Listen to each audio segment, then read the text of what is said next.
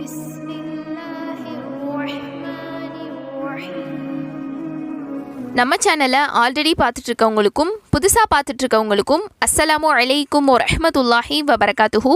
Welcome to my channel everything about Islam Tamil.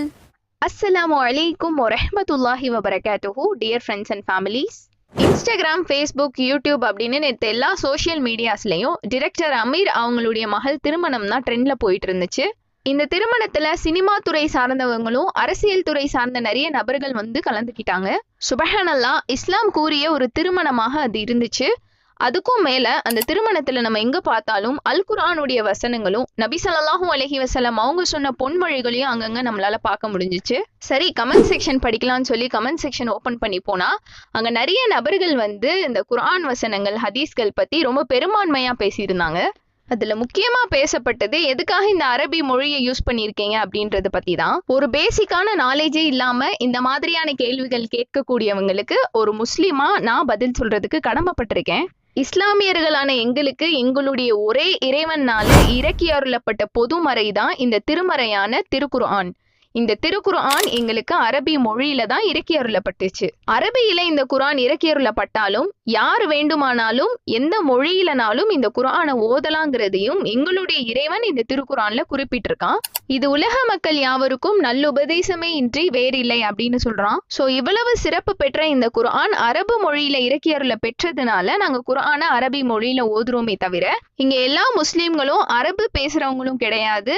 அப்படியே பேசினாலும் அது அவங்களுடைய தனிப்பட்ட விருப்பம், உரிமை. அதுல மத்தவங்க தலையிடுறதுக்கு எந்த ஒரு அனுமதியும் கிடையாது. சோ அப்படிதான் இயக்குனர் அமீர் அவர்களுடைய மகள் திருமணத்துல அந்த ஸ்டேஜ்ல ஒரு குர்ஆன் வசனத்தை குறிப்பிட்டு அதனுடைய தமிழாக்கத்தையும் கீழே குறிப்பிட்டிருக்காங்க.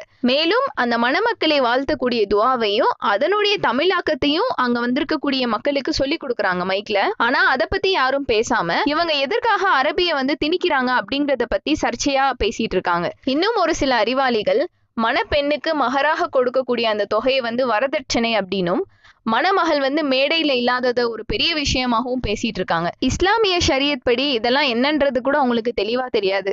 ஆனா அவங்களுடைய நோக்கம் இஸ்லாம் பத்தி ஏதாவது ஒண்ணு தப்பா பதிவிடணும் அப்படிங்கிறது தான். ஒரு ஹிந்து வெட்டிங் அப்படின்னு வரும்போது சமஸ்கிருத மொழியில தான் அவங்க வந்து மந்திரங்கள் சொல்றாங்க. ஒரு கிறிஸ்டியன் வெட்டிங்னு வரும்போது அவங்க பைபிள் தான் ரீட் பண்றாங்க. இதெல்லாம் தப்புன்னு சொல்லாத நீங்க ஒரு இஸ்லாமியருடைய திருமணத்துல வந்து எப்படி நீங்க அரபி மொழி பயன்படுத்தலாம் அப்படின்னு கேக்குறது ரொம்ப வேடிக்கையாகவும் முட்டாள்தனமாகவும் இருக்கு. முஸ்லிம்களின் மேல எப்படியாச்சும் ஏதாவது அவதூறு சொல்லி இந்த மதத்தை இல்லாம ஆக்கிரலாம்னு சொல்லி நிறைய நபர்கள் முயற்சி செய்யறாங்க. இப்படிப்பட்ட நபர்களுக்கு எங்களுடைய ஒரே இறைவன் கொடுக்கக்கூடிய பதில் என்ன அப்படின்னா, நிச்சயமாக நாம் தான் நினைவூட்டும் இவ்வேதத்தை மீது இறக்கி வைத்தோம். நிச்சயமாக நாமே அதன் பாதுகாவலனாகவும் இருக்கின்றோம்.